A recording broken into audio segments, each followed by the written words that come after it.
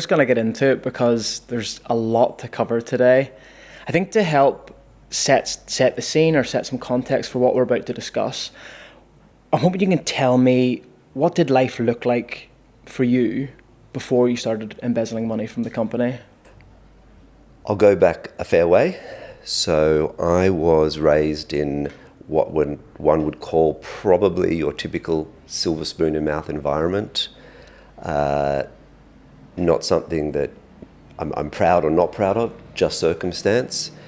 My late grandfather came to this country as a refugee on a boat in the early to mid 40s and landed in Tasmania with my young mum. So I guess I am the grandchild and child of some of the first boat people of Australia. And from literally nothing, my grandfather and some business partners of his in the 50s started a fashion chain which grew and grew and enabled me as a young boy growing up in Perth to live a privileged life. It really was a privileged life of travel, of whatever it was, which I am to this day incredibly grateful for the opportunities, for the parts of the world that I have seen, for the food that I've tasted, all the different experiences that I've had. Unfortunately, as a young boy, when I was 10, I was struck with tragedy. My father passed away, and as was done at the time and in the 70s, what was thought to be in the best interest of young children, while my father was dying, I was sent overseas with my sister. We never really got to say goodbye to my father, so he passed away while we were overseas. And that sort of set a chain of events of trauma in my life, of being shipped around the world to kind of shelter myself and my younger sister from more trauma. We came back to Australia. We were shipped off to America to go to school with aunties and uncles, which was a wonderful experience at the time. But of course, there were those hidden demons and those hidden unsolved trauma that you carried with you. From the time of 12, 13, I grew up here in beautiful Sydney. Eventually, I became involved in a business that was a very large business. This is the family business? I was invited to become a partner and a founding partner in what was ultimately the business that I embezzled from. Married children, and for the most part, life was predictable, life was good, and I had a job which, without embezzling, a very well-paid job that enabled me to live a comfortable existence, a good eastern suburbs life. I can't say that I was ever a particularly showy person. Yes, I liked the finer things, but not in a particular showy way. And life was good to that point. Just a quick word from me, guys, and please don't skip over this. Do you want a free coffee from me? We're making some really good progress on Spotify and YouTube. I've set myself a goal of having 1,000 followers on Spotify and 1,000 subscribers on YouTube by the end of 2025. So here's what I need you to do. I need you to pause this episode right now, jump into your Spotify app, click that follow button, then jump into your YouTube app, click that subscribe button. It really, really helps with the show, and it would mean an awful lot to me. And as a thank you to everyone that does that, here's what I'm proposing. If you see me out and about in person, and you can show me on your phone that you are subscribed to the podcast on YouTube and following it on Spotify, I'll buy you a coffee. Can't say fairer than that. But here's the thing, you've got to be subscribed on YouTube and following it on Spotify to qualify for that free coffee. How does that sound? Cheers. So what was your role in the company, Simon? So I was the property director. So we had amassed, if you like, a stable of chains of both fashion and non-fashion stores at the peak of Australian retail, not like it is today, but at the peak of Australian retail. And at our peak, we had over 1,000 stores. So that meant that I was responsible for the renewal, maintenance, and negotiation in rotation of 1,000 stores. So I had a team that worked with me, and that was my role. Not just in property, but also strategy-wise for how the brands would look and be rolled out. And this is all linked to the company, Simon, that your grandfather started back in the day? Yes, the company that my grandfather started back in the day was ultimately bought in the 80s, and in the early 2000s, the business that I became a partner in, we bought it back. It was like buying the farm back, if you like. Okay, and were there any other family members involved in the business, or was it just yourself? Just myself. Okay. So how did it all start? How did the embezzling start, Simon? There was no grand plan. There was no scheme. It was a very, people think, oh, you must be a criminal mastermind. You must be amazing with numbers to juggle $16.7 million. It really wasn't like that at all. It was purely by chance that an invoice got crossed over from two mutual suppliers, one being from my 9-to-5 legitimate job, and an invoice from businesses that I had on the side. And I want to make it clear that the money that was embezzled went into propping up those businesses that I wanted to make a name for myself on the side, not to any lifestyle, but to that. And the invoice that came across the desk sort of got paid in error by the wrong company as I was authorizing invoices. And before I knew it, that first hole was dug. And the businesses that I had on the side were really struggling. They were very cash poor, cash strapped, and I was under an enormous amount of pressure from a business partner that has since absconded the country and is on the run, with an international arrest warrant out for him all these years later, under enormous pressure from him to, once I'd dug that first hole, to continue digging holes. There was kind of a sword hanging above my head and a metaphoric gun at my head. So tell me about these other businesses, Simon. Obviously you're in this, using your own words, you're in this high-paid job, good company. Why the need or the desire to start these other businesses? Great question. I for the most part of my life, kind of thought I slid by on a nice smile. Okay. And when you live in the shadow of a very successful family member who is well respected, who everybody looks up to, it's often hard to get out of that shadow. So for me, I felt the need to branch to the left or the right, still maintain that what I knew, or as we say in the schmutter, the rag trade, stick to my knitting, while at the same time just branching out a little. The opportunity came through a business associate, an accountant of mine, to invest in a startup, which was way ahead of its time, which was in rubber recycling, tire recycling, crumb rubber and all the offshoots. It was, I guess, one of the first recycling businesses that could be scaled up. And to this day, there are a number of businesses that do it. We were ahead of our time. It was not well set up, and there were a number of machinations behind the scenes that led to money being bled and stripped out of it that I was not aware of. And in reality, my business partner was actually embezzling from me. And those holes that kept on being dug, he was taking the filling out of. So there's a need there, nearly, Simon, to prove that you can make it on your own without... Exactly right. Yeah. Okay. And why? So other than your business partner embezzling from these companies that you set up, like, why weren't they doing so well? Or was it merely because this cash was getting siphoned out of the companies? That was one reason. The other reason was I really wasn't involved 9 to 5. I had my focus on that 9 to 5 business, and that business I was almost like a consultant of, a weekly or a fortnightly or a monthly meeting. So the day-to-day nitty-gritty of what was or wasn't happening was very naive of me. I put my hand up and say it was irresponsible of me, it was naive of me not to keep a closer eye on what was or wasn't happening. There were many promises behind the scenes of things that should have been delivered by that business partner. Other people that he'd brought into the business, they didn't eventuate, loss of contracts.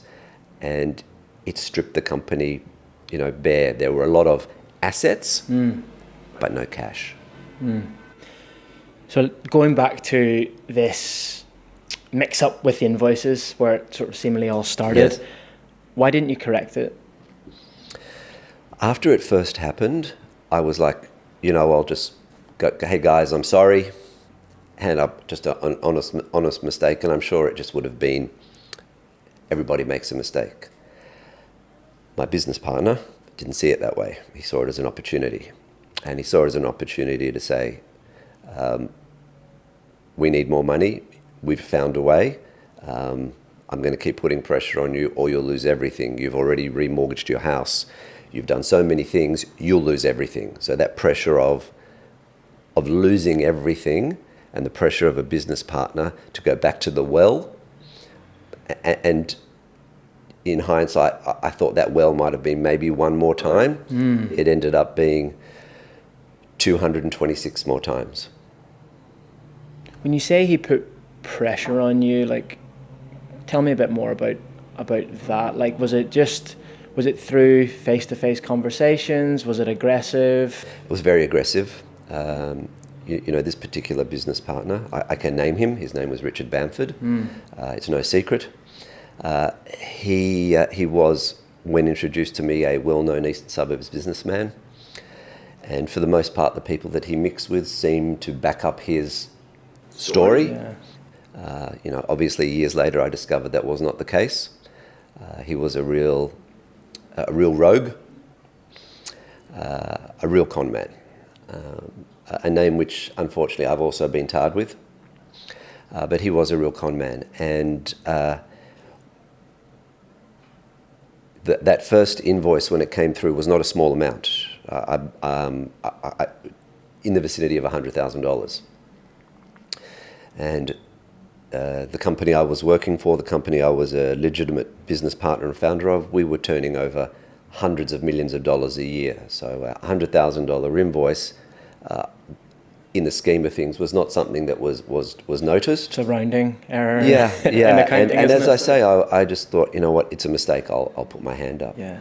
But when I say the pressure was relentless, it was, we've got another bill due. This has to happen. We're going to lose everything. Everything you've put your name into. You'll lose your house. You'll lose all the money you've invested, which by this stage, as we grew, was my house, was my name, was everything that I'd had. And when you're trying to build a name for yourself, Yeah.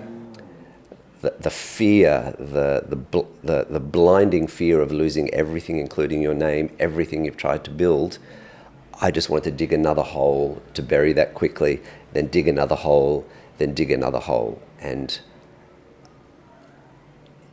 that ultimately, as you can imagine, led to sleepless nights. Living those two lives was exhausting.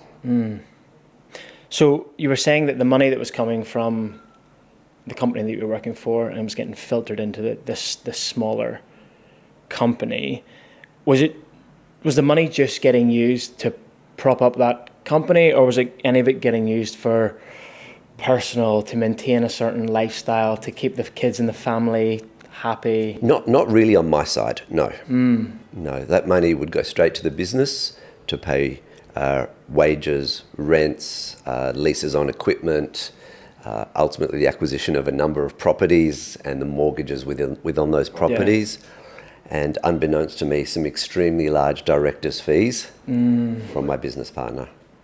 I read in a newspaper article, Simon, and this could be bullshit, but I read in a newspaper article that you were using the funds to buy things like yachts and classic cars and art. No, that wasn't me. That's my business partner that left the country. Right, okay. Yes, definitely not me. But you're getting the blame for that in certain news articles? Yes. That's interesting. And over the past few years, coming out of things that we'll talk about, the ability to actually put a story in writing, to actually get out there in public, is exactly to the point of what you're saying, where I had to at some point take control of the narrative, because Google Simon is very different to real Simon. Yeah, I get that.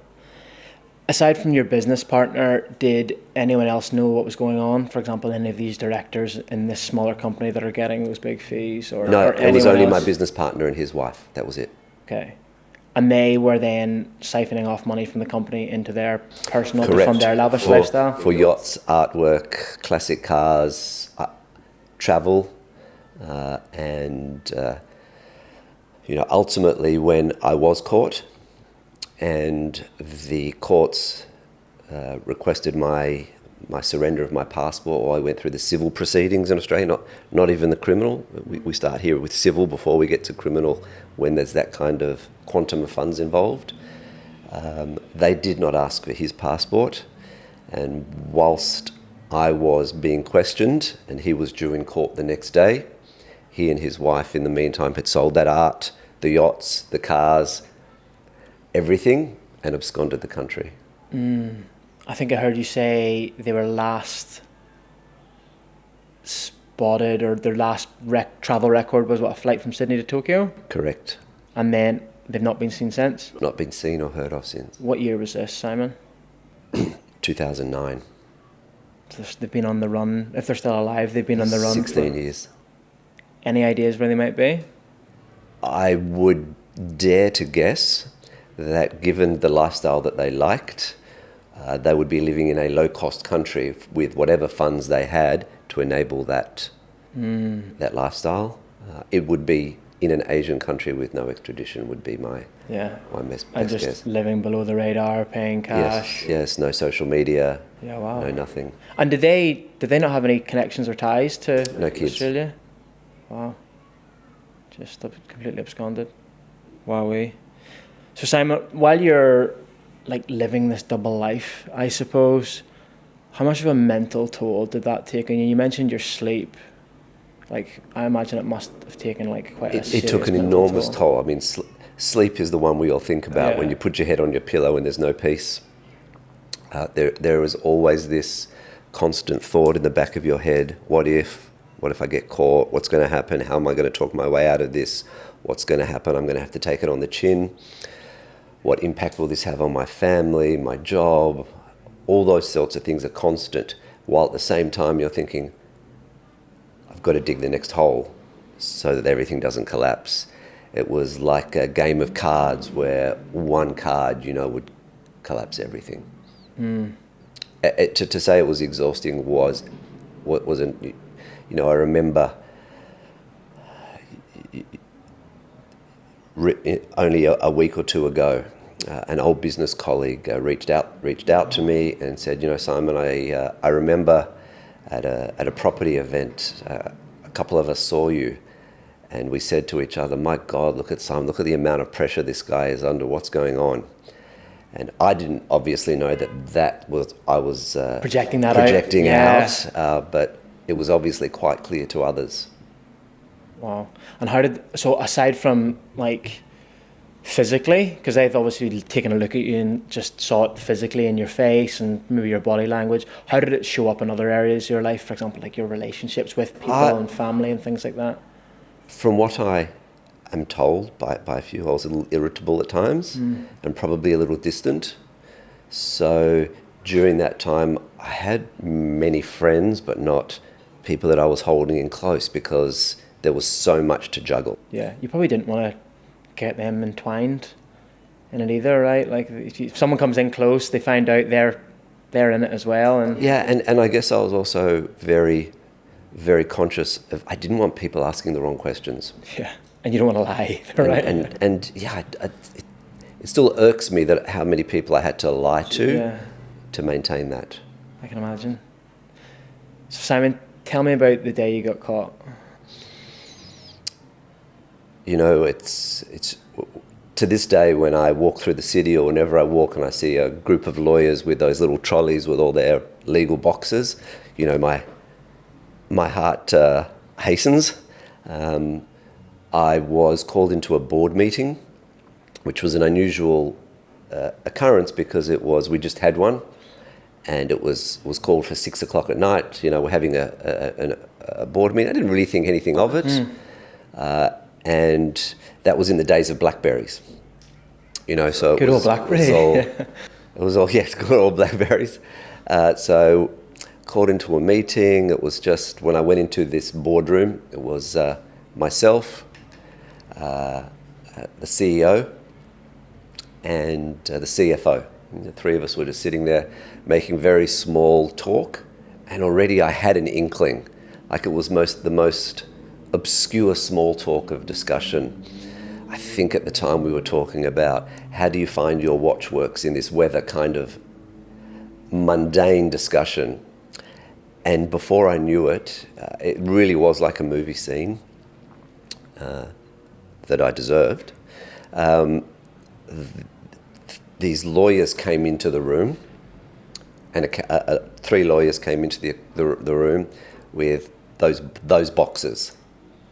So they carried these boxes in, put them down on the table, and I remember, do you know why we're here? Asked directly to you? Asked directly to me. Shit. It was like a metaphoric punch to the face. Like, you felt it at that moment. And life is full of sliding door moments, and at that time, it was either, I don't know what you're talking about, what are you doing here, or hand up. And I literally said words to the effect, and I was punch drunk, so, quote unquote, I did it. There was nothing more for them to ask. It was, whatever questions were asked after that continuously is a blur. But the boxes were unpacked and things kept on getting asked, and I just remember saying, I did it, I am sorry, I did it. And I know this is going to sound very, very odd, but this wave of relief came through me. Was there any temptation, Simon, in that moment to dig another hole and deny? No, the thought was one or the other, but the overriding who I am at that point was. Yeah. And that owning, that, understanding that to finally do right carried through that civil proceeding of always making sure, you own what you did, don't hide anything. Yeah. Ultimately, at a later point, which we can cover when criminal proceedings started, is always pleading guilty at the earliest possible opportunity, assisting in any way you can, and owning it. And to this day, everything since then, whether it's been with friends, family, whatever it is, it's owning that, not running from it. And I don't see that as a point of pride. I don't see it as a necessarily a cloak of shame or a badge of honor. It's just something that we should all be doing as humans. How did you get caught? From what I'm led to believe, and obviously I wasn't involved in the behind-the-scenes machinations, and there was a bevy of forensic accountants that came in after that, and I'm sure from your own personal life you can understand that background of forensic accounting. A young trainee accountant that we had with us within a large accounting team discovered some anomalies, and those anomalies led her down the path of matching up directors of companies. And like I said, it was such an unsophisticated scheme. I hid nothing. I was a director of companies that money was embezzled from and paid to. It really was no hiding of this shelf company. It was so unsophisticated. Yeah. Yeah, wow, so trainee accountant. Yeah. How long did it actually go on for, from that first invoice to actually that day where you got caught? I think it was about 3 to 4 years. And you were saying there's over 200 instances of where you've actually... Yes. So when ultimately criminal proceedings were brought against me, and I was arrested in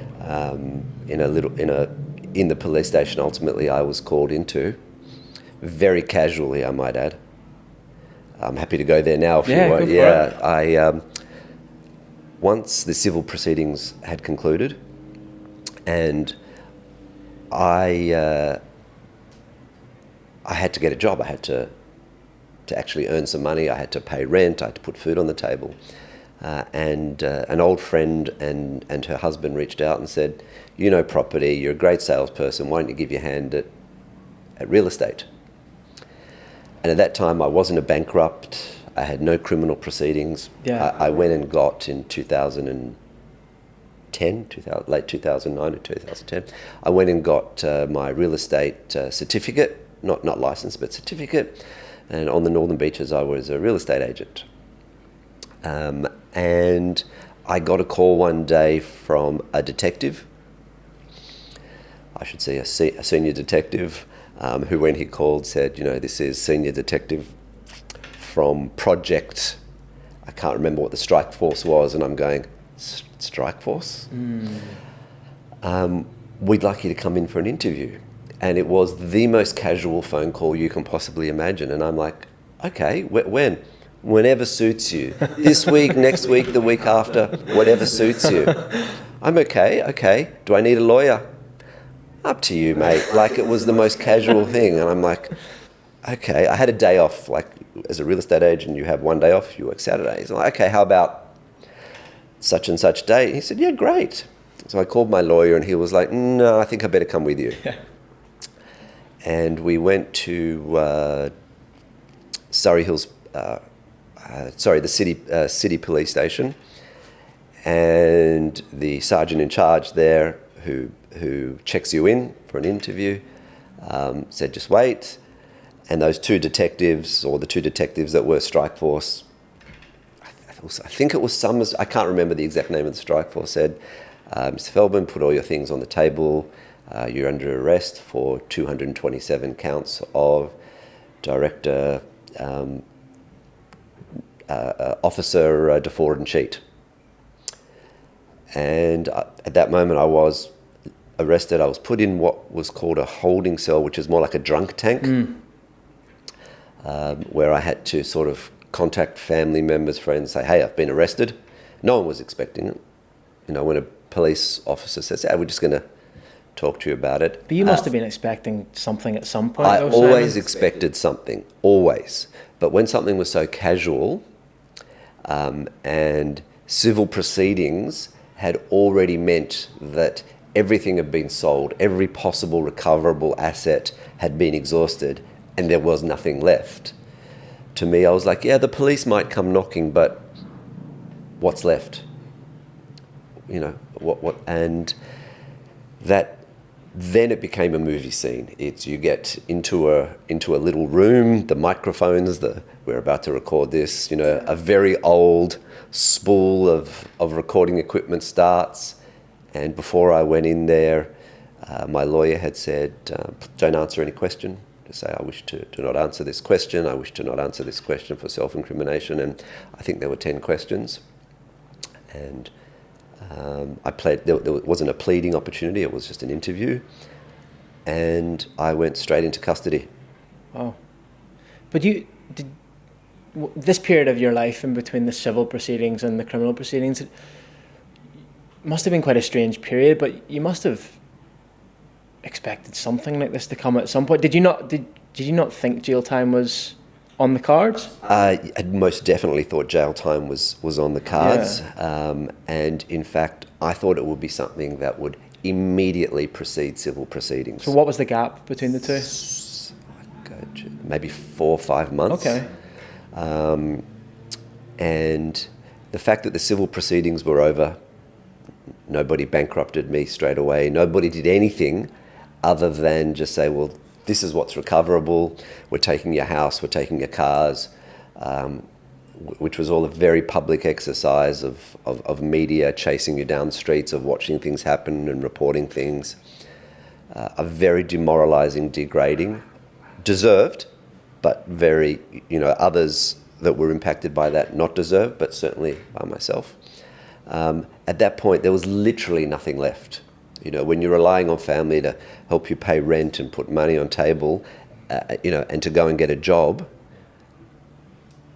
to actually pay to survive, you would think, well, the police are going to come knocking. We're going to have to negotiate something at some point, but what? There is nothing left. Yeah. So when it did happen, and I had a an associate of an associate that was doing some work for the police, and would occasionally come back through channels and say, we can't see an open investigation on you on the moment. But there was. Just couldn't see it? They just couldn't see it. Sam, you mentioned there about sort of the impact on others. What was like the reaction from your family when all of this came out? Obviously, at the time, and I'll be brief on this subject, to actually tell my my children, Dad's lost his job, we're going to lose everything, we have to sell the house, you can't go to the same schools, all those sorts of things was a very hard thing to actually tell young kids at the time. And did you tell them? Yes.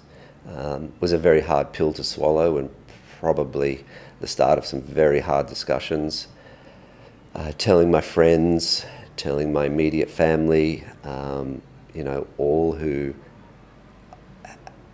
I guess saw me as, the golden child, as the oldest child in the family, the oldest grandchild of my grandfather who'd set up these businesses. Every word that would come out of my mouth was just, to me was just, I would bring myself down, and remarkably, those close friends, those close aunties, uncles, my sister, those people, stood by me, knew who I was, and to this day are still there. And how did it impact your marriage and your relationship with your kids? I'm estranged from my children today. Because of all this, Simon? Because of all this, and a number of mental health issues that we can cover as well, that became very public, and was a struggle for them to hold on to. I say this: there is space for my children in my life, and I have made that space. And they're quite a bit older. They're in their 20s and late teens. So for them, when they're ready, I'm not going anywhere, and I leave that in their hands. As with everything, we all need to take responsibility for our actions, and I have certainly taken as much responsibility as I can and will continue to, so that space is there. My marriage ended very quickly when jail started. A few months into jail, it was over. Coming back to the amount, Simon, were you surprised at just how much it was? 16.7 million? When I was told in that boardroom how much it was probably a bigger surprise than actually the ambush itself. If you would have told me, Simon, we've caught you embezzling, it's $4 or $5 million, I would have gone, okay. That seems feels about right. Feels about right. Yeah. When I was told that number, and to this day, I have never myself looked into counting, to going through and forensically looking, was it actually that amount? How was that constructed? I was floored. Why have you never looked into that? Surely you're a little bit curious. I don't want to go back there. Okay. I have become very focused on moving forward. I own everything that was there, everything. And I'm not sure how it would add to rebuilding my life to know, well, it was actually 15.2. They made a mistake. Yeah. It was 10.3. I've done my time. Yeah. The amount of time I would have been sentenced to probably wouldn't have made a difference. And keep in mind that, in Australia, thankfully, unlike in the US, those offences, here we don't really serve consecutive offences, we serve concurrent offences. So in my case of 227 counts, I pled guilty to 13 of those. That's the deal that the DPP make with your lawyer. Plead guilty to this amount, because otherwise the DPP has to prove all 227. So if you do a deal... Shorter jail time? It's not shorter jail time, it's just a quicker process. Right, okay. So I pled guilty to 13, and each one of those charges had a 10-year sentence. Okay. So in the US, that could have meant 13 lots of 10-year sentences. Lifetime, yeah. Whereas here, it's all done together. And that sentence was ultimately a maximum of 6.5 years with a minimum of 4. So I spent all 4 years in jail and then 2.5 years on parole. So a 10-year sentence with maximum discounting for early pleading and for assistance meant that 35% discount meant I got 6.5 out of a possible 10. So when the sentence had been agreed between all parties? It's actually not agreed. That's ultimately up to the judge. Oh, okay. So the charges and how you plead, you agreed to between your barrister, in my case, the very colourful Charles Waterstreet, who you might know from the series Rake on ABC, is based on him. Wonderful man. He advised me of the deal, but ultimately it was up to the judge, no jury. It was a no jury case, to work out how the sentence was handed down. And it was quite a complex formula. You will serve X amount of time for these 3 charges, X amount of time for that, served concurrently, partially consecutive. I had to look at him because I was numb. I had no idea what all this meant. And he said, you're going to do 4 years. Okay. So when you get told that and it's been agreed by the judge, how do you feel? Knowing you've got to do anywhere between 4 and 6. I was a little, of course, there's this little part of the back of your head saying, send me home, let me wear an ankle monitor, let me do community service. Yeah. It's not a reality. My barrister had said, if he gives you anything less than 5 years jail time, it's a win. For that amount of money and that profile, anything less than 5 years is a win. So when he said to me, you're going to have to do 4 years, we took it as a win. And at that point, do you know which jail you're going to be sent to? Okay, so which jail were you sent to? Where was that? So immediately upon sentencing, you're given an opportunity for about 30 seconds to say goodbye to your loved ones. 30 seconds? Yeah, literally 30 seconds. Who did you say goodbye to? At the time, my wife at the time was there, not my children, friends and supporters were there. And you go in your suit, you immediately have to take off your shoelaces and belt. In the courthouse? Or as you go down, before you even go down into the cells, before they handcuff you, shoelaces and belt, so there's no self-harm issues. Right, yeah. And you then get taken from police, you get handed over to corrective services, which is the jail system. So the moment you're sentenced, the police hand you over to the custodial system. You're no longer part of the jail or the court system. And you go to what's the secret of the jail system, which is the Surrey Hills custodial, or the Surrey Hills jail, which is a holding pen underground of Hyde Park. Oh. So, you have probably walked over loads of times. Those glass bricks you walk over, underneath those are hidden jail cells. Wow. You're supposed to stay there for 24 hours in your court clothes until they find you a jail. They don't like white-collar criminals. Why not? It's kind of like you've come from a privileged life. Yeah, okay. We will, and excuse my language, we will fucking give you hell. This is the police in the... No, this is the prison officer. Prison officers, sorry, yes. Yeah. The prison officers in that Surrey Hills Underground. So what should have been a 24-hour stay was 10 days. Why? It's called therapy. Therapy to let you know what you're up for. What happened? There are very invasive searches by the prison officers while you're there. We're talking gloves on searches? Or? Yeah, very gloves on, bend over searches. And keep in mind, I'm still in my court clothes. Yep. I was in the same clothes for 10 days. I know it doesn't sound like it, but because you don't know what's happening. You have no idea. You have no contact. There's no light. There's no window. You're allowed in that time. It's the thing that most people think, well, you're allowed a phone call a day. You get one phone call for the time that you're in that holding cell. Now, I didn't know that, so I made my phone call at the beginning to let everyone know where I was. After that, no one knew where I was. They didn't hear from me. No one. Not lawyer, nobody. You can't ring up and say, where is prisoner X? Why can your lawyer not ring up and ask that question? It's a good question that you ask. It's just not allowed. He's in the system awaiting classification would be the answer. The party line. So what else happened, Simon? So the first thing you do is you'll get given a number. So you're given a master index number, which is a min, and that min, which I will forever know, 466897, stays with you for the entirety of your custodial sentence. That's what you're known as, your 6-digit number. I was at that point by myself in a room probably 4 or 5 times the size of the room we're in now, with concrete benches on either side, a TV that was on 24/7, flashing fluorescent lights. It was like from a Saw movie. It's that kind of thing with, rat feces, cockroaches, a stainless steel toilet, a filthy sink. That's it.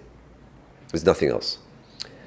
I think every second or third day you were frog marched in your underwear to communal shower under those glass bricks, so you could get a glimpse of what was going on above through those very filtered glass bricks. So you could hear noises, you could see, but that's it, nothing else.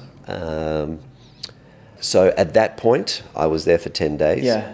And can I just say that that was my second time there. So the first time there was previously when we mentioned that I was arrested. Yeah.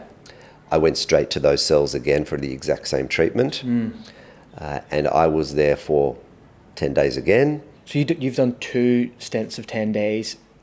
Yes. So did you know what you're in for that second time round? Yes, except it was, is this what it's going to be like for 4 years? So when I was arrested the first time, went to those cells. I was there for 10 days, put through the same therapy, and started to fight for bail. So applied for bail. Bail was set at $500,000 cash. It's a big amount of bail. After 10 days, I was moved to Silverwater Jail, to what's called the MRRC, the Metropolitan Remand and Reception Centre, where most people go while they're on remand, awaiting bail or awaiting court. And then another 2 weeks, I was in segregation cells for high-profile inmates. Those high-profile inmates were either a threat to others or they themselves were a threat, under threat. Because I was a Jewish white-collar criminal, or inmate, with the way the media and the police had said, with all this money, surely there's some under a mattress somewhere. There was a fear of intimidation, standover tactics. So I went into a row of cells with a number of very high-profile bikie gang members. We didn't interact face-to-face, but they were on either side of me in these cells. And I was there for a couple of weeks whilst bail was sorted out. And then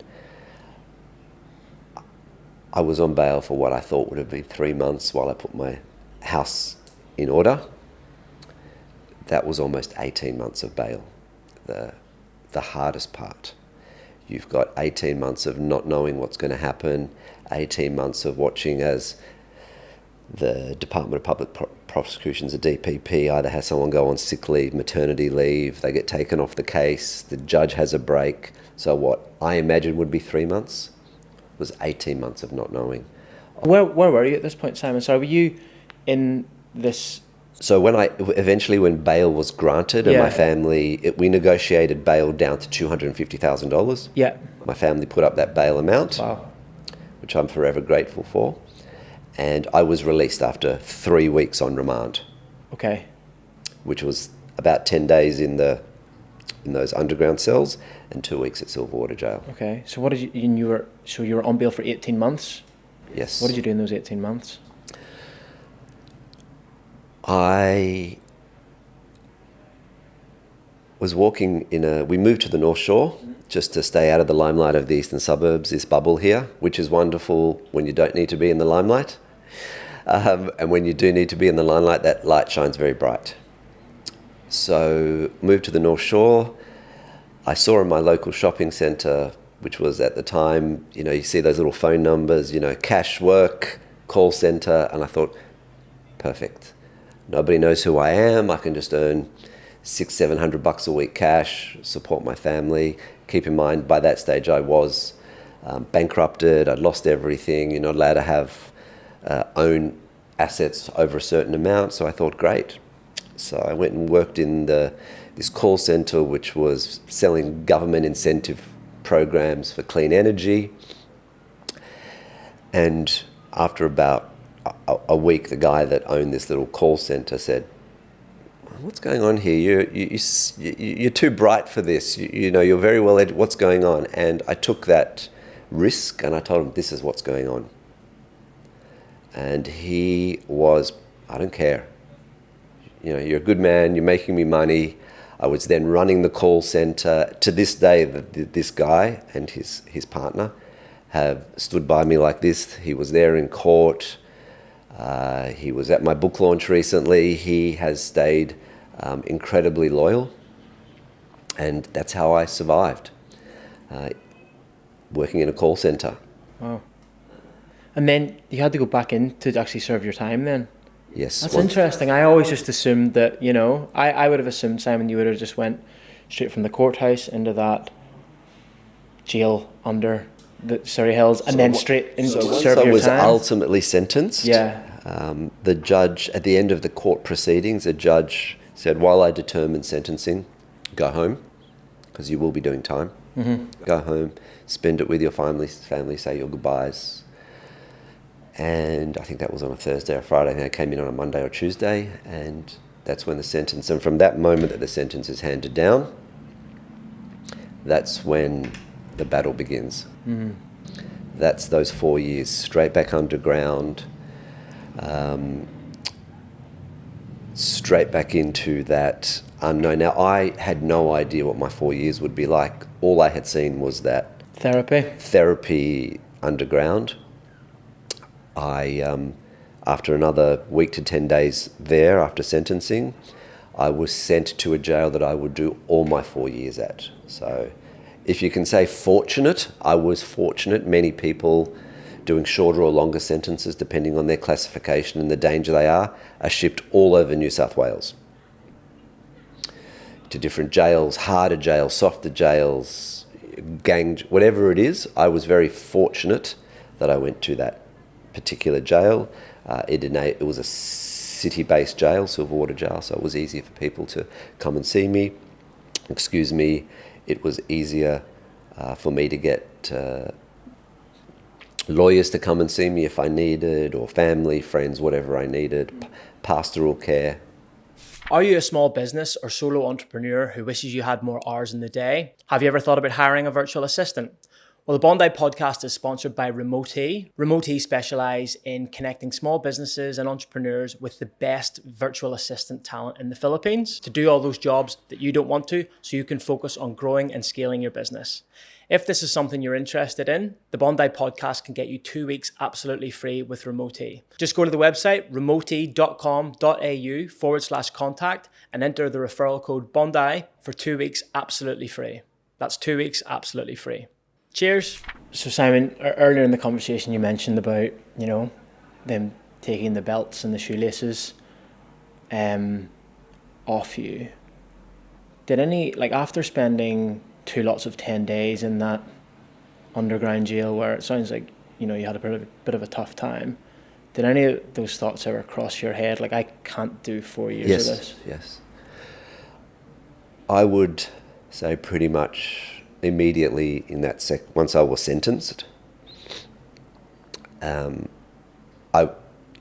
idea of that therapy is to break you. Yeah. And I was broken. I broke quick. I'm not going to hide. I broke quick. I was like, there is no fucking way I can do this for 4 years.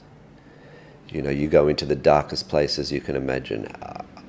I can't do this. I cannot survive. I can't do this to me. I can't do this to my love. This is, how did I get here? What have I, it is a complete awakening of every sense that you have that you've never had to, or every emotion that's been hidden within you all your life that you have to deal with. And it is only once you come out that other side, and when I was ultimately sent to the John Delowes Correctional Centre, which is protective custody within Silverwater Jail, that you then go into survival mode. What do I have to do now to survive the next 4 years? And what did you do? As you can quite clearly see, I'm not 6 foot, I'm not a giant, I'm not 100, like I'm not one of these big guys that is physically intimidating. And I was very fortunate that an old school friend was in the same jail that I was in, purely by chance. An amazing man who mentored me for his last 2 years of jail and my first 2 years of jail. And he made it very clear that you had to use what you had. In my case, it was the ability to talk, a brain, and education. My survival technique, Chris, was to become the jail librarian, was to almost live the Shawshank life. Yeah. And I was fortunate that the jail saw that in me. They paid, and I got a qualification, a librarian qualification whilst I was in jail. Haven't used it to this day, but it was there. It kept my brain occupied. It enabled me access to an air-conditioned room in summer, to a heated room in winter. Because the conditions in jail are, in your cell, it is so hot you're more comfortable sleeping on the floor, where it's cooler on the concrete. And in winter, it's simply not viable in a small environment to have a heater on. You'd overheat and suffocate. So I would do my best to trade my brain and knowledge, numerically and literacy skills, to assist others in the jail if they needed something for a can of tuna. Other inmates and the guards, or Other inmates, yeah, and the guards. Yeah. So I did a number of tax returns for prison officers. This is very, very Andy Dufresne, isn't it? Very Andy Dufresne. But it worked. It worked. It worked for some. And as there was, there's this enormous amount of politics within what we call the green side of the line, which is those of us that are prisoners, inmates, we wear green, as opposed to the blue, which is the officers. And if you help an officer and you do something, they themselves have their own politics. Is how could you take help from an inmate? If you help another inmate, other inmates are, why are you helping that? So there are a number of... Yeah, he did this, so why are you helping him? Yeah, so there's all kinds of things going on, but ultimately I did what I had to do to survive. I did not get into the world of drugs and gambling and all the things that go into within jail politics. I witnessed it. I witnessed some horrendous things. I experienced some horrible things that happened in jail, including to myself. Yeah, I'd love to dig into some of that, Simon. So, like, what incidents and altercations, either involving yourself or anything you witnessed, did you sort of see in jail? Take us behind the scenes, because a lot of people who are listening to this won't have ever seen what you've seen. So to give you unlike what we see in the movies, in Australia there is no, you're a white collar criminal, you go to a white collar jail. You're a violent offender, you go to a violent offenders. You're all together. So in my case, I did 4 years with rapists, murderers, drug traffickers, drug lords, ex-bikies, ex-cops, ex-lawyers, domestic violence offenders, white collar criminals. The whole gamut, we're there together. There wouldn't be a day go by where there wouldn't be a fight. There wouldn't be a week go by where I wouldn't be confronted by some young junkie for your shoes or for something. I never got in a fight. I always stood my ground, and I was taught very early on, you can fight back, you'll be put into segregation. You can run, you'll always be a coward and they'll come after you, or stand your ground. So what does stand your ground mean? What does that look like? It's a game of bluff. It is just literally standing face to face. Face to face. Where is this going to end up? You know what's going to happen. You know where we're both going to go. I'm always going to be in this jail because of how I've been classified. You'll be shipped off to the country discussion, and never a punch was thrown. So you played that card? For 4 years I played that card. Smart. And, unfortunately, I obviously witnessed some incidents of non-consensual sex in jail. Man on man. Man on man. A lot of long-termers that would have a wife and kids, or wife, kids, and girlfriends that would visit them. But while in jail, there's a saying: any hole is a goal. So that's an actual thing, Simon, because you see that in the Yes, movies. very much so. What's actually happening to these men? Are they turning Usually, gay, or is it it's gay for the stay? gay for the stay? Not my world. Not no judgment. No. Just not as that whole jail scene is just not something I wanted to be part of inside, which is why I studied, or I would go to the gym. The only time I really got involved in day-to-day jail things is if there was a game of football on that I wanted to join into. Yeah. And by football I mean rugby league, not soccer. Yeah, sorry. that's okay. Because we had a lot of wonderful young Indigenous kids, so football was something that kept them out of trouble. Mm-hmm. So this gay for the stay thing, that was that some of it consensual, was some of it non-consensual? Was it? Mostly non-consensual. So what happens in that scenario? It's it's some older, more powerful men or males offering prescription medication or other drugs that have been smuggled into jail to younger boys for sex favors. Wow. And before the world kind of went into again, not a judgment of trans, non-trans, and all those sorts of things that that whole lingo we're a little more familiar with. It was a little more unusual when I was there in the 2011, 2012, 13, 14. I came out in 2015, so I don't know if celebrated would be the right word to use, but I've been out for 10 years and a few months now. So back then, if you went in as a man but had transitioned into a woman, you stayed in a male jail. Yep. So we had an inmate, a very big, muscly ex-boxer inmate that had transitioned into a woman and changed his name. In jail, they were known as Michelle, and they were entitled to purchase and get all the women things, and would hang out all their G-strings and underwear, and would wear makeup. And this inmate was a big unit, shoulders out here, but long hair, makeup, little clothes, and she was quite happy to hand herself around. Okay. Oddly enough, I did hear anecdotally that upon her release, she is now a man again. Transitioned back? Yeah. Right, okay. So whilst inside, she was taking hormones, so she had developed breasts whilst in a male jail.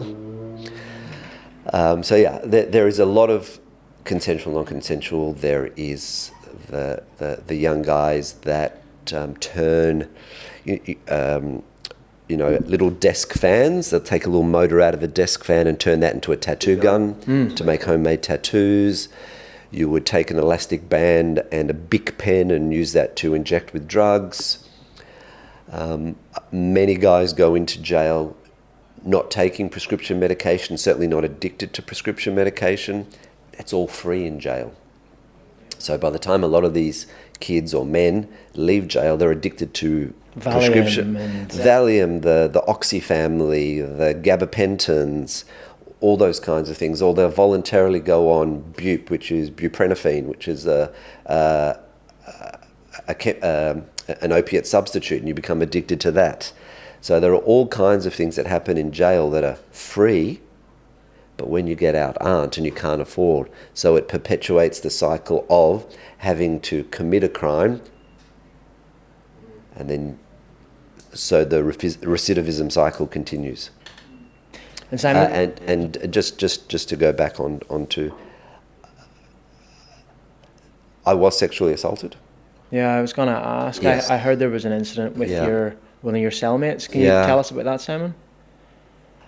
At the beginning of your jail stays, you're generally in a minimum of a 2-man cell, or what's in jail talk is called a 2-out. So a 2-out cell is 2 men, 3 out, 3 out, 1 out is you're by yourself. So I was in a 2-out cell, and I was the older of the two of us in that cell. And the older or the more senior inmate would get the bottom bunk, and the less senior would get the top bunk. And at this time I was with a very, when I say well-known within the jail system, not necessarily publicly, of a repeat offender who was in and out of jail for drug offences and violent offences all his life. He was a very large Slavic male. And I mean no disrespect that he was Slavic, that's just What he was. What he was. And he would often be passed out in whatever prescription medication he was on. I came into the cell one day, he was asleep up on his bunk. I had no idea he was there. Opened the curtains, let the sunlight in. It woke him up and he went into a rage, an absolute rage of anger. And the next night or the night after that, as retribution, in the middle of the night, I woke up in the dark. I woke up with, it was kind when I say woke up in the morning, it was probably 4 or 5 in the morning, just before muster. We have 3 musters a day, or 3 head counts.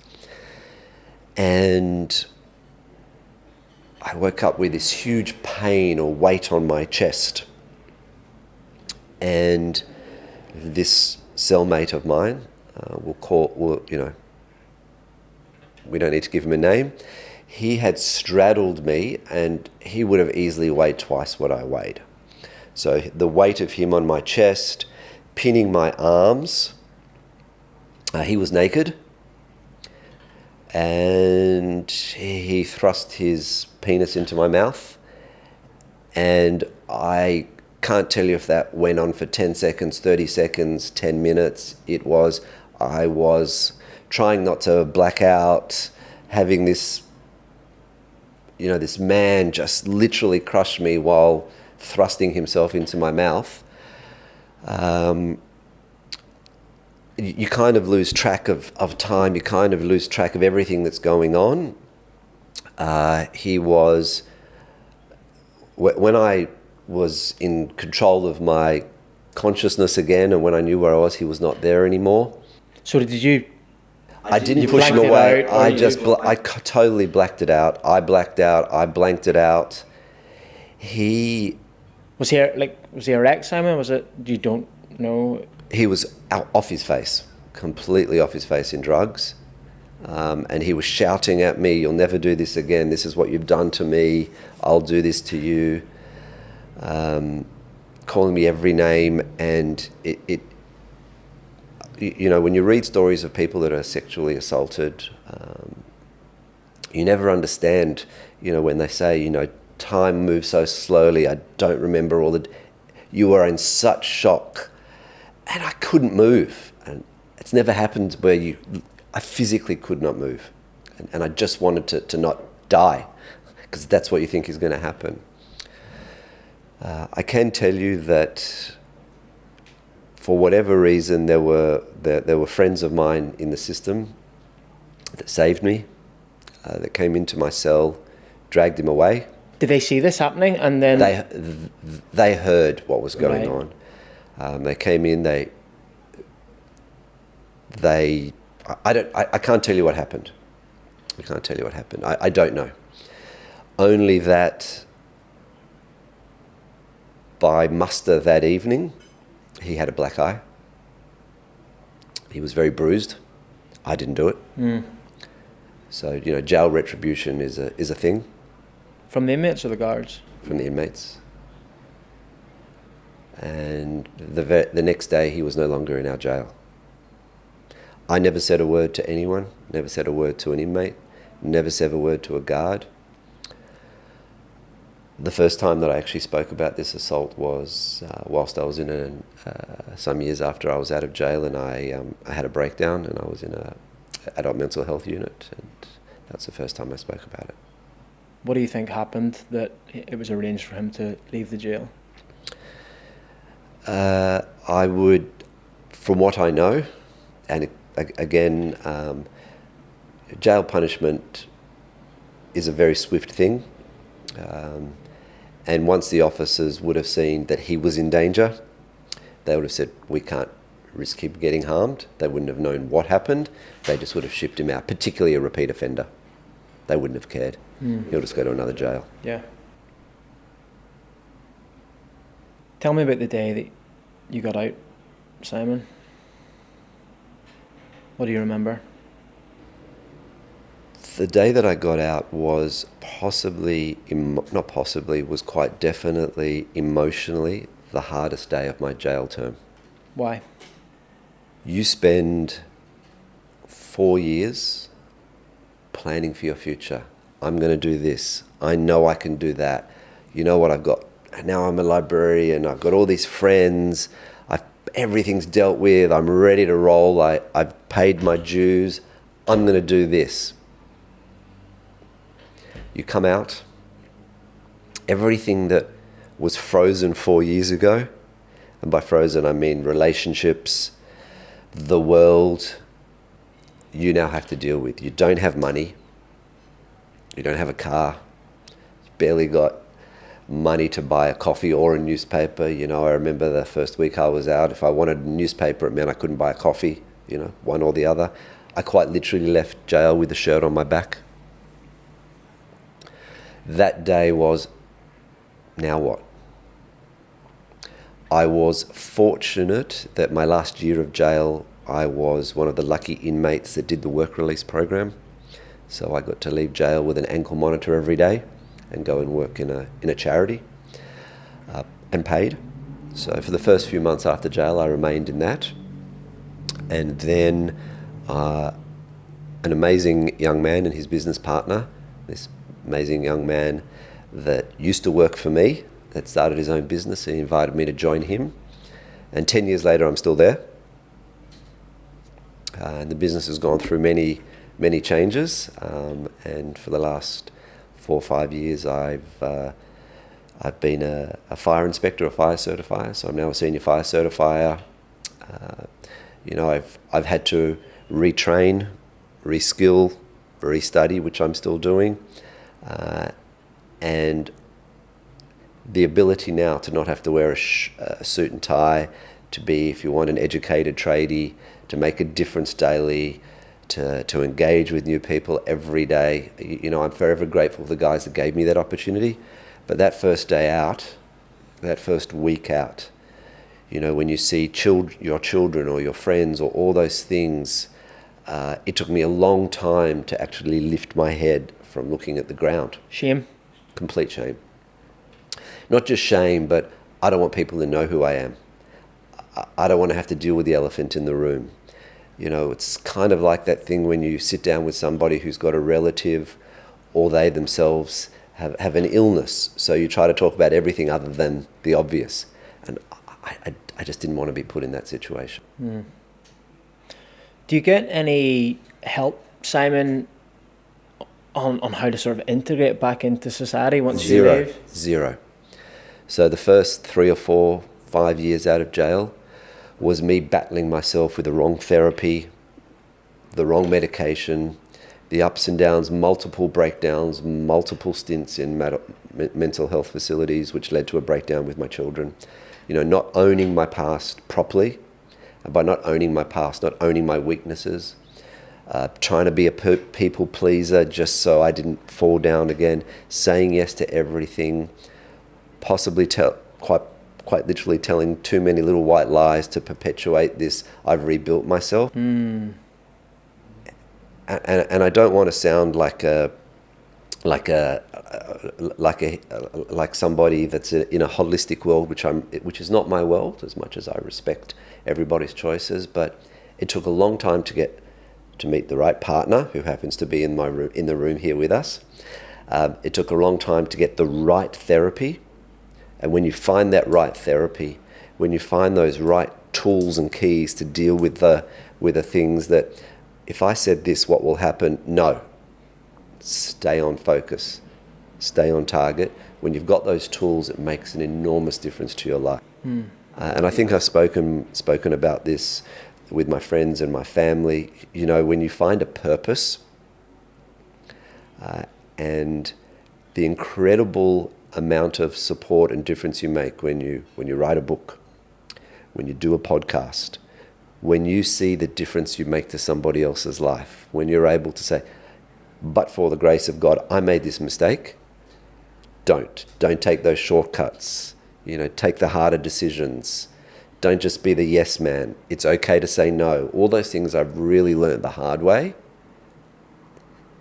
That's been the rebirth of Simon. Not when I came out of jail, not year 1, year 2, year 3, or even year 4 or 5. It's really been these last 3 years where Simon has been reborn. Bondi podcast listeners, this episode is sponsored by Chief Nutrition. Chief Nutrition specialise in healthy, nutritious snacks that cut the crap. My personal favourite is the collagen protein bar, which I have every day. And good news, Bondi podcast listeners get 10% off all Chief Nutrition products when they order online. And we've got a discount code for you right there in the show notes. So go and use that, go and check out the website and let me know what you think. Cheers. Let's dig into the breakdown a little bit more, Simon. So what happened? What was going on in the build-up? What caused it? What have you had to work on? I've had to work on, it's very easy. I've had to work on saying no. Too much of a people pleaser? Too much of a people pleaser. I've had to work on not lying. I've had to work on being honest about my limitations. You know, the breakdowns were all around situational crises, where I would allow a crisis to build and build and build and build and literally suffocate me into blackout. Can you give an example? Like what were you letting build up? Lies. I would create a web of scenarios and situations that I would allow myself over-committing, over-promising, over-manipulating is the wrong word, over-constructing. And when that wouldn't come to fruition in what I had planned, it would suffocate me. That situation would suffocate me, and I would literally shut myself down. I think I would go into what was diagnosed as a fugue state, and that fugue state would me going rogue, going missing, going walkabout for a week or 2 or 3 at a time, when I had no idea where I was, what was going on, and I would then be in a hospital. So you would black out for potentially up to a week at a time, not know what you've done, where you've been, and wake up in a hospital? More or less, yeah. That would be, yeah. I mean, I would be found, or I would snap out of it, out of a moment of, I've got no food in me, no, whatever it is, I just... Body's just woken up to some... into survival mode. How often did that happen, Simon? Like those big blackouts? Happened 3 times. And did you always sort of wake up in hospital or any other weird and wonderful places? I've woken up in bushes. I've been, I think, in a car. And the last time, my incredible partner came and collected me, took me to hospital, and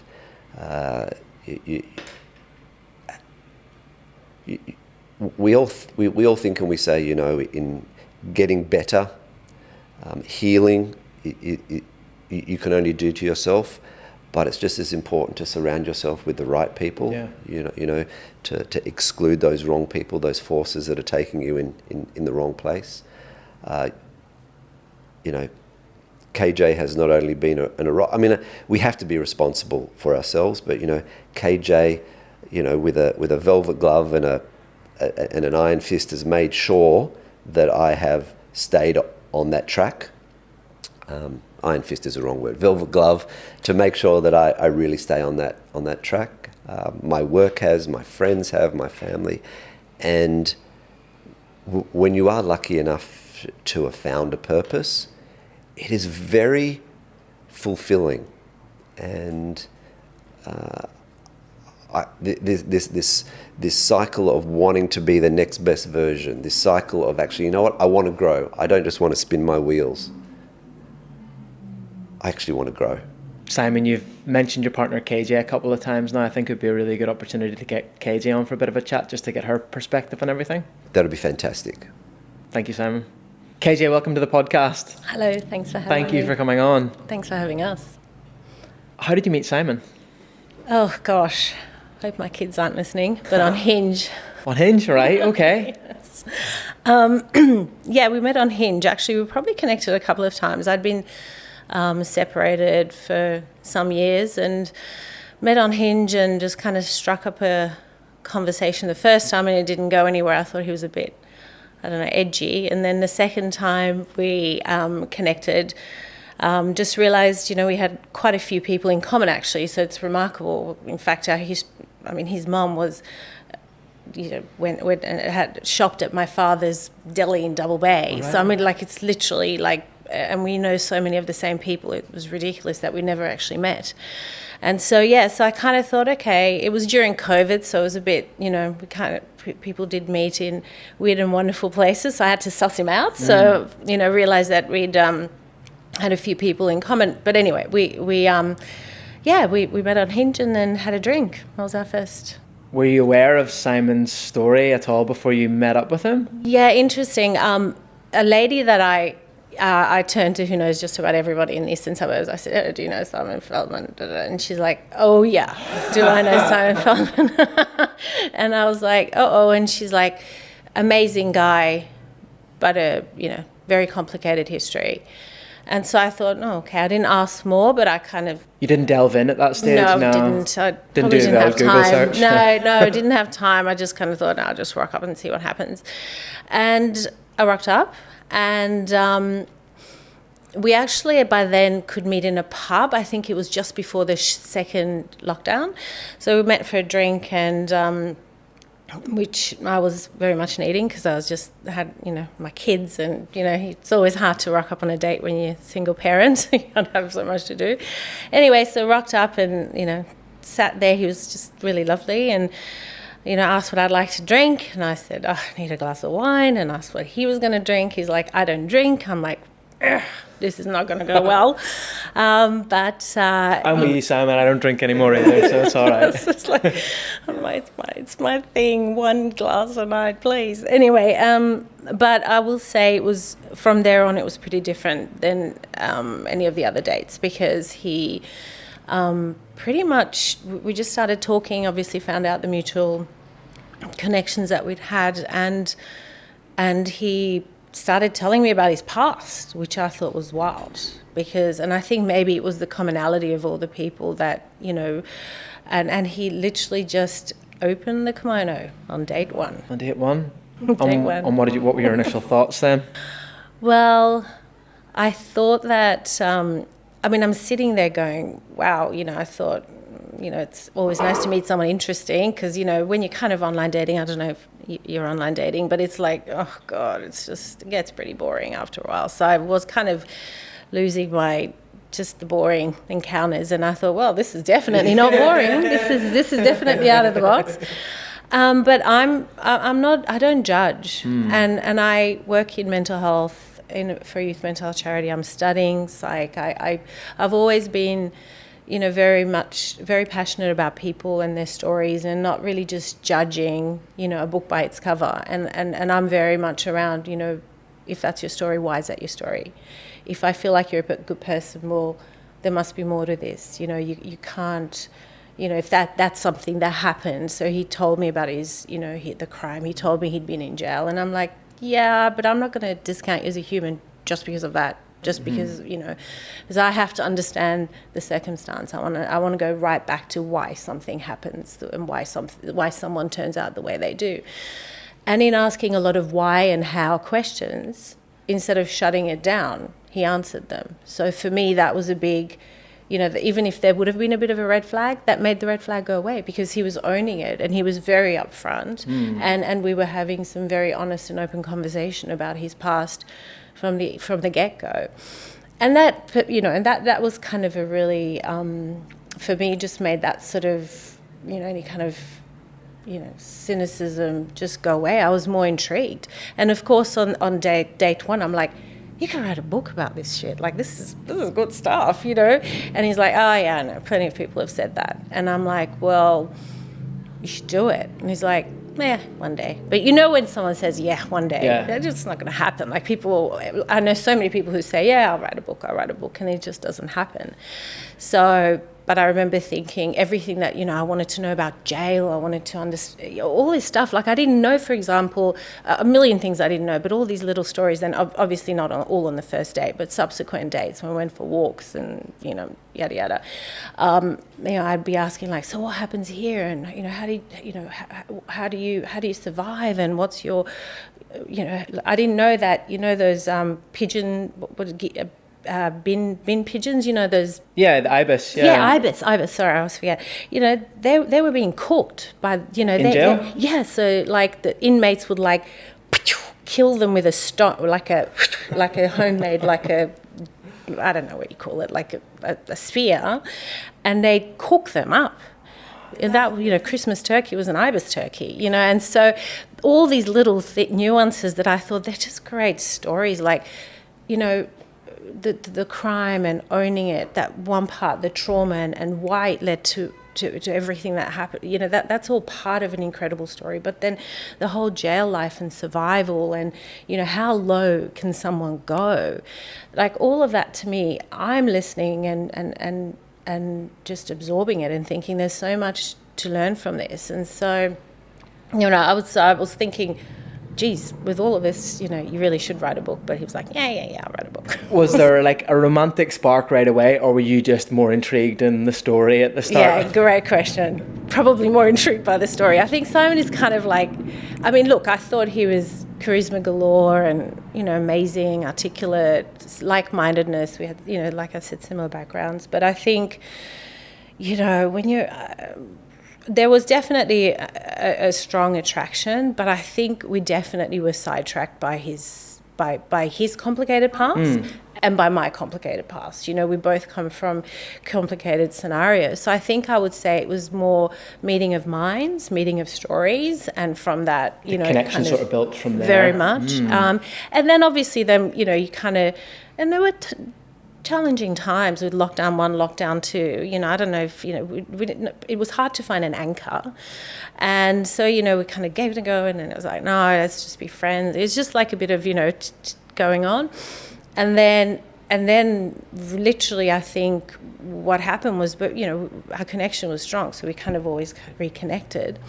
And then I think at the second lockdown, we just thought, when we were having the, what are we doing chat, so let's just write this book, start talking, I'll type, and we'll see what happens with us, with the project, with everything. And it's not I'm not actually just trying to say, oh, it's about the book, but literally that was our anchor. His story became our anchor, and my, you know, just putting pen to paper and just kind of, you know, I guess I learned a lot from that process as well. Before we get into the book, I'm interested to know what friends and family said when you said you were dating Simon Feldman. Well, you know, you try and lead by example with your children. So, geez, and you know, my kids are 21, 18, 14 and 12 now, right? So there's a big range of, you know, age-appropriate conversations to have there of, you know, Simon, your friend. So I think you know, and I keep my life, particularly from the little ones, on the lowdown. Down low. I'm Hungarian, so I kind of get it a bit confused sometimes. But my eldest two, I was pretty upfront. You know, have this.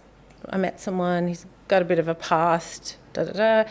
Similarly, you know, with the little ones, probably didn't go there for a while, and I mean that was a few years back now. But that, you know, it was a bit like, Mom, really? God. And I'm like, you know, yeah, you know, you can't judge, you know, people get it. And that's fundamentally what I believe. How can you judge people? You know, it's always complicated how people get to a place. it's never as simple as, yes, in some cases, you know, some people are inherently evil, or some people are but by and large, I fundamentally believe that the product of, you know, where you're at in your life is just, it can be so complicated, and maybe we just need to take a little bit of a step back and understand why someone's wired the way they are, or all the different reasons they ended up there. But in saying that, of course, then my friends were a bit like, yeah, you've bitten enough more than you chew. That's kind of what you do, Chris, or KJ. You know, you're always kind of going in for the, you know, wounded bird or the broken wing, or whatever that saying is. So I kind of got a mixture. But I'm too old to care, and I don't think I've ever cared. Honestly, whatever. You know, if it feels right, I'll hitch my wagon to whoever I want to, because ultimately that's what, you know, that's what feels real to me. Well said. Now, just on the book then, so why did you encourage Simon to write the book, or for both of you to work on this project together? What was the why behind it? I think the why was, I love a challenge, so that's a why. You know, for me it was, but mostly the why was, as he's talking, I'm engaged. I'm loving this. I love a story as well, like any of us, and I was genuinely keen to know more, and genuinely keen to understand, and genuinely keen to unpack the fact that someone can be so low and lose everything, and still somehow, you know, I always used to say, and I say this to my kids, and, you know, my thing is, it doesn't matter how low you go, but it's how you claw your way back up that counts. It's your bounce rate, it's that resilience, it's that whatever you build to get yourself back up that matters. And so I think when he was talking and I was really engaged by what he was saying, I thought, you know, this is a great story. Fundamentally, it's a good story, and there's a lot to be learned from that. And also what I learned very much along in listening to him was that he's really not had much control of his narrative. You know, everybody had control. The community has control. The media has control. And he just kind of rolled with the punches for the longest time. And I thought, well, you should actually put your narrative down. You owe it to yourself. You owe it to those around you, and just actually just put your story out there in your words and what really happened. And I think everybody deserves to do that. And if they choose to, if you want to do that, then I can be your mouth. I can write, start talking, and we'll see what happens. Beautiful. I think that's great. KJ, just final question for you. As Simon's partner, what do you see in Simon's difficult moments that the rest of the world doesn't really see? And that's gone through, great question, and you know, that's gone through a number of iterations. I think before that I didn't know, you know, as you get to know someone, you understand what the, you know, where it's, this potential for the spiral. I think in the past I would see someone who was really upbeat all the time, really positive, and everything was going to be, you know, fine. I'm nailing it here. I'm doing great there. It's all working, you know. And I just thought, oh, that's fantastic. You know, we're getting on the right track. And then I would realize, actually, by being through this process, I realized that actually that's one of the big red flags of somebody who just doesn't give themselves the space to actually go, nah, this is going to shit, I've got to rebuild, I've got to refocus, or blah blah blah, and not being kind to themselves to acknowledge that something's gone pear-shaped, because it's okay. Somebody who has never learned to actually go, you know what, I fucked up. And that's okay to fuck up. Or, you know what, I can't do that. Or I can't help you. Or, you know, I've got to give myself that opportunity to say that. So whereas before I saw that as this like positive, you know, oh yeah, he's doing really well, I realized that's actually how I know if it becomes too positive that he's not doing well, because he will tend to kind of just want to convince himself. It's not about, he wants to convince himself and then the world that it's all okay. And so now I know that if he's too positive, then are you? But, you know, I don't do, you know, but that's just a key thing. But the other thing is, I just we try to be more preventative now, in the sense of see your therapist, get that help, work on yourself, build your resilience toolkit, however you need to. And then we're just, family and friends are there for support, but you need a hell of a lot of tools in your toolkit to be well. Well said. KJ, thank you for coming on for a chat. Thank you. Welcome back, Simon. Thank you. I think that was really interesting just to get KJ's perspective on everything there. Was there anything she said that stood out or a little bit surprising? No, I think she pretty much nailed it. Particularly on, and I think as we started, being a people pleaser in the upbeat, the life of the party, that can have its downfall if you're not monitoring, if you don't have those tools, if you're not getting the right therapy. But as you can see, remarkable woman. Yeah, she strikes me as the sort of person that does nail it most of the time, to be fair. Simon, I've just got a couple more questions for you, and thank you very much to the both of you for giving up your time today. It's been a really good conversation. Looking back, do you regret it? 1,000%. 1,000%. It is a constant thought. In the back of your head is the why. Why? You had everything. Why? At what point would you have done something about it? Like, what looking back, what would you have done differently? Put my hand up after that very first indiscretion.